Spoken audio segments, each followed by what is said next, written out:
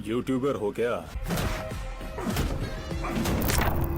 Number 1, movie के आखिर में जिस विलेन की एंट्री होती है साइरस, उसके बारे में हमें मूवी के स्टार्टिंग में ही बता दिया गया था। तो साइरस को एक्चुअली टोनी ने गोद लिया था। जब मूवी के अंदर विक्टर को मारने के बाद रसल टोनी के पास आया था उससे कुछ एडवाइस लेने कि आगे हमें क्या करना चाहिए, तब टोनी ने उसे समझाया था कि अपने भाई जैसा मत बनो, सिर्फ ताकत से जीत हासिल नहीं होती, यूज योर ब्रेन।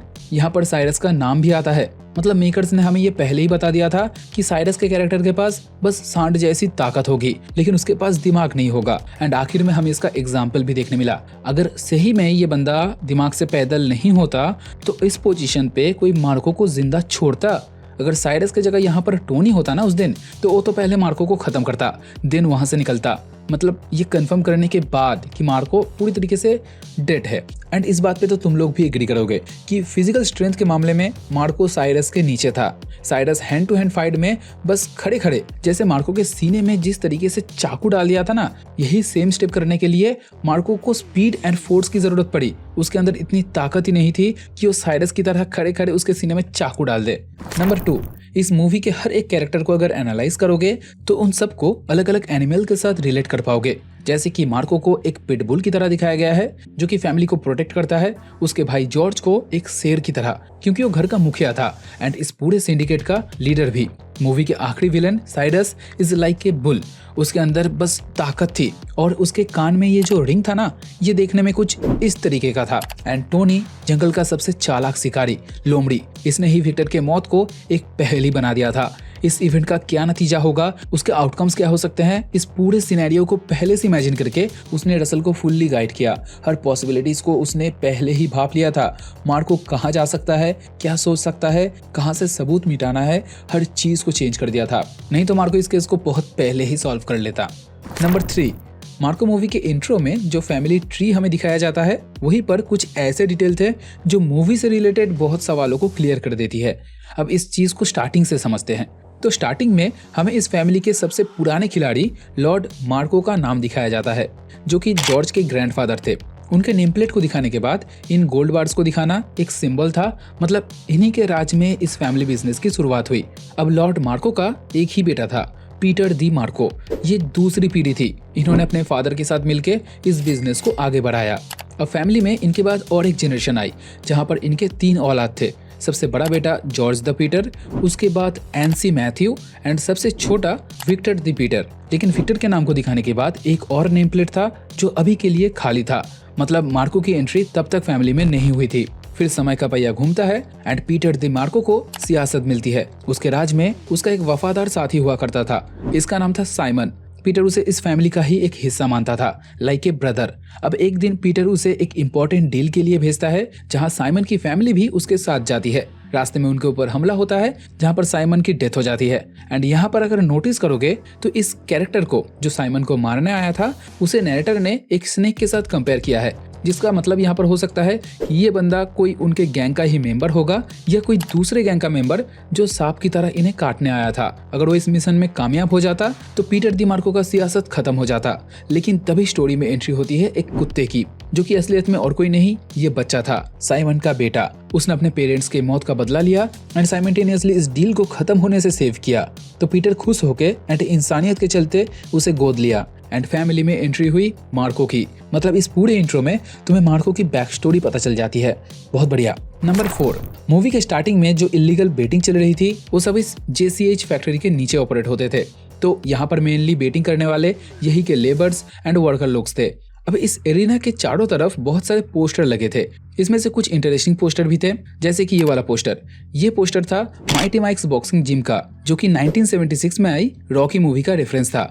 इस मूवी के अंदर रॉकी इसी जिम से ट्रेनिंग लेता है। इसके साइड में एक हेवीवेट चैंपियनशिप फाइट का पोस्टर था जो हुआ था रियल लाइफ में Willie Monroe and Richie Kate के बीच। ऐसे ही और भी कई पोस्टर थे।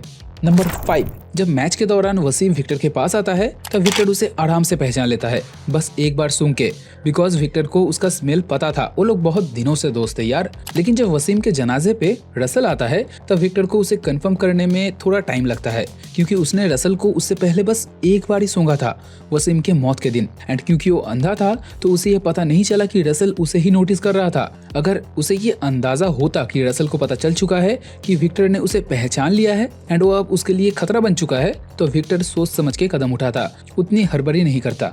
नंबर 6, अब उस दिन फैक्ट्री के अंदर जब वसीम के ऊपर हमला होता है तब उन लोगों के पीछे पार्किंग एरिया में 2 कार खड़े हुए थे, जिसमें से एक कार था इस यूट्यूबर का।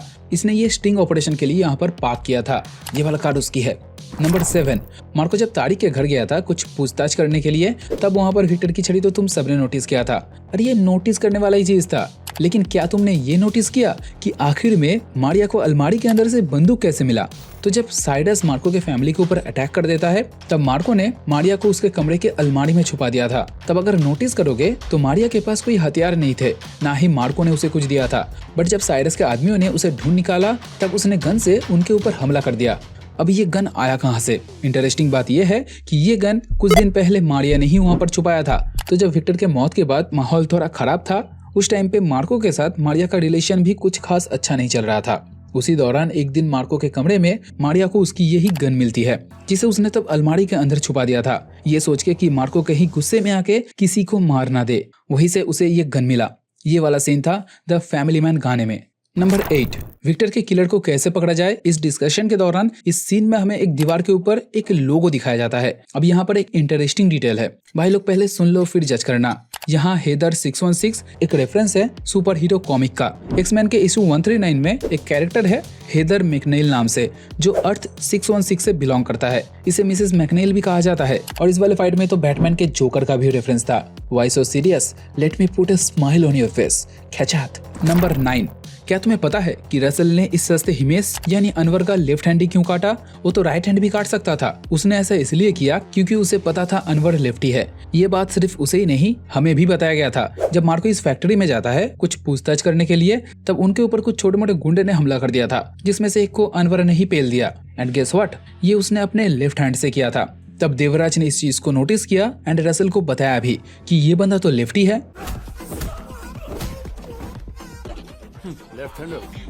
इसी इवेंट को ध्यान में रखते हुए रसल ने बाद में उसके लेफ्ट हैंड को काटा to make him suffer more. Number 10, अब विक्टर ने मार्को के लिए एक बॉक्स छोड़ा था। इसमें और कुछ नहीं बल्कि मार्को के लिए स्पेशली डिजाइन एक परफ्यूम था, जिसे मार्को ने लास्ट में यूज भी किया। अब बात करें इस मूवी के पार्ट 2 की, तो वो तो जरूर आएगा, इसमें कोई शक नहीं। पोस्ट क्रेडिट सीन में हमें मार्को के साथ विक्टर के बेटे को भी दिखाया जाता है, जहाँ उसे देखकर ऐसा लगा कि लास्ट वाले इवेंट से कुछ 4-5 साल बीत गए होंगे एंड उसके अंदर विक्टर जैसी खूबियां भी हैं, बट वो अंधा नहीं होगा, ऐसा तो मुझे लगता है। मार्को ने अपना लोकेशन भी आखिर में चेंज कर लिया। अभी वो बाहर दुबई में रहता है एंड आखिर में जिसकी एंट्री होती है उससे लगता है कि मार्को की जर्नी एक बार फिर से स्टार्ट हो चुकी है। तो बेस्ट ऑफ लक मार्को। और हाँ भाई, ये दोनों बंदे सेम है। भयंकर तरीके का अगर एक्शन देखना हो तो इसे अपने लिस्ट में जरूर ऐड करना। एक टाइम पे तो खौफ आएगा, खौफ। तो भाई लोग वीडियो पसंद आए तो लाइक करते हुए जाना। एम करते हैं 20 लाइक का, बस 20 लाइक्स कर देना। बात करते हैं नेक्स्ट वीडियो में, तब तक टाटा बाय।